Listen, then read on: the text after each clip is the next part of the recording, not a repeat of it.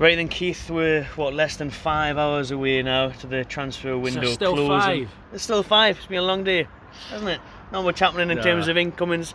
There might still be one more, but we're going to focus on outgoings for now. We've had quite a few. Matty Longstaff's went to Colchester.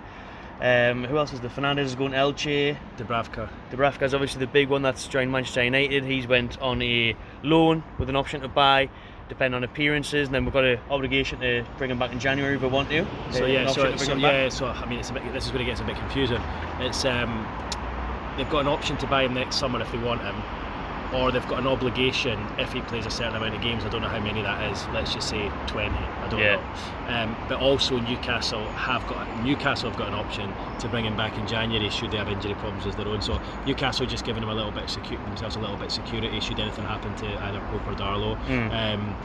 But you know, it sounds as though that might be Dubravka's last time he might have played for the club. You would have thought so. He dropped a little farewell message, didn't he, to the fans and whatnot. He's had a good few years here at the club, Dubravka, been a good servant, but he's moving on to pastures new. Who else have we had leave the club today? We've got the youngster Lucas De Ball. Oh yeah, he's left as well. Hamilton Accies. Yeah. Matty Longstaff, Fernandez. Chris Wood was mentioned of a potential exit. Apparently that offers from other clubs. Yeah, I think there's, from what I've seen, I think there's a bit of interest in him, but I think Eddie Howe quite keen to keep him. I think he wants 3 strikers at the club, and obviously in the shape of Isaac and Wilson, he's got 2 already. One of those is injured, so I think he needs to keep Chris Wood. I think if he was to let Chris Wood go today, I think it would have been difficult for him to get someone in at short notice like that, and he's obviously a key part of his plans in terms of his character and what he brings to the place, and I think he'll be important for Newcastle in the Cups as well this season. So yeah, apparently there was a bit of interest in him, but I think Eddie Howe's decided he wants to keep him. Because obviously Watford were one of the clubs that were linked with him, and fans were calling for maybe a swap deal with Pedro or a bit of cash there, but Pedro's staying at Watford as well. Pedro's a strange one for me because I felt last week they looked really close. They'd made that second bid. We'd heard that Newcastle were hopeful that Watford would accept it. They didn't accept it then. Newcastle then kind of hovered for a little bit, changed their tact, went for Alex Isak, signed him, and then I think they maybe just thought, right, we maybe don't need Pedro yet. But I have to say right now today, if I was Newcastle and I had the money and I'd watched him play against Middlesbrough the other night, I know it's Championship level, which is different to the Premier League, but he just looked like an unbelievable talent, like the way he played. He just looked untouchable. Spoke to Chris Wilder about him this morning as well, the Middlesbrough manager, and he said he was just outstanding. So he's still available, but I think Watford in the last 24 hours have just decided to dig their heels in there, and it's not given enough chance to get someone else in. So I think they've said no to Newcastle. Well, not said no, but they've kind of just said to Newcastle, look, we're not dealing. Newcastle haven't pushed the boat out. Everton have gone in again a few days ago and they've said no to Everton. I think they've actually done well to sort of dig their heels in and keep him. But yeah, that whole episode was a strange one for me. I think he looked like he would have been good for here, but I think Eddie Howe just decided that unless he got a loan deal in the attacking third, happy with what he's got. So it's not looking too good, is it, in terms of incomings, as we stand with a few hours left of the window? Could be 1, maybe 2. What we're looking at most likely? Yeah, I think Harrison Ashby looks like it's a good potential to happen. West Ham right back. I know a lot of Newcastle fans probably hadn't heard of him first thing this morning, but I was aware of him. Scottish under 21 international. I've heard David Moyes speak glowingly about him before, and I've seen a bit of him as well, and he looks really, really good. I know Newcastle rate him highly.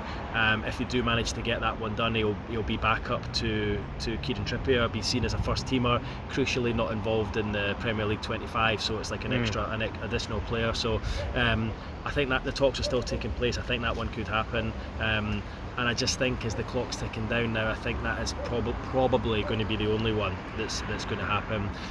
They had made another inquiry, I believe, this morning to try and bring Christian Pulisic from Chelsea, but Chelsea don't have anyone lined up to replace him, and I think they just don't want to let him go unless they've got plenty of other options.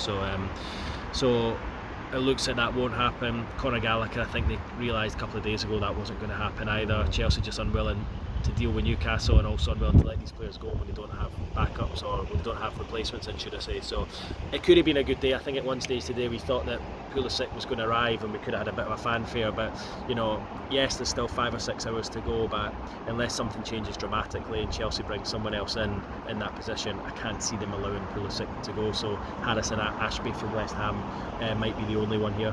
Unfortunately for Newcastle fans who are eager to see a bit more money spent, obviously Tielemans was the big one we were flirting with this morning, wasn't it? I think it's key to remember though, we were stood here in this spot the exact point last week and announcing Newcastle signing Alexander Isak from Real Sociedad in a record-breaking deal, 58 rising to 63, huge amount of money spent this time last week, and I think we need to remember that.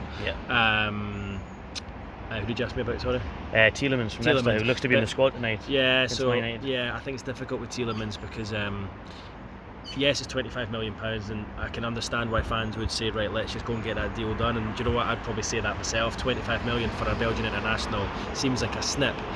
What you need to remember is he's not going to leave Leicester to come to Newcastle unless he gets a big bump up in wages. And I think for Newcastle to do that, they would probably have to smash their wage structure. I don't know if they want to do that. Also, the player as well, if he lets his contract go until the end of the summer, he's going to have his pick of the clubs. He'll have Champions League clubs in there. He'll probably be able to earn £150,000 to £200,000 a week. Newcastle aren't going to pay that right now. So for him it might be more lucrative for him to wait, because he wouldn't be making a massive step up going from Leicester to Newcastle at the moment. Yes, maybe slight given everything that's going on here. Whereas if he was to join, one of the top 4 and getting double up wages, then you can see why he's going to do that. So I think for him it was, I think it's probably a big decision to make at this time in his stage in his career, and I think he probably just feels that it's not one he's willing to make. And I think for Newcastle, they probably feel that they're not willing to break their wage structure for him as well. So it looks like that one will get left, which is a shame, because you have to say there's no doubt if he came in, he would really improve the squad here. Massively increase them chances of a top finish for Newcastle in the 6th or 8th in the Premier League. But we'll see how it goes. 3 hours left of the window. We'll be bringing you more updates if anything happens, and we'll close it off when deadline day ends tonight. Cheers, Keith.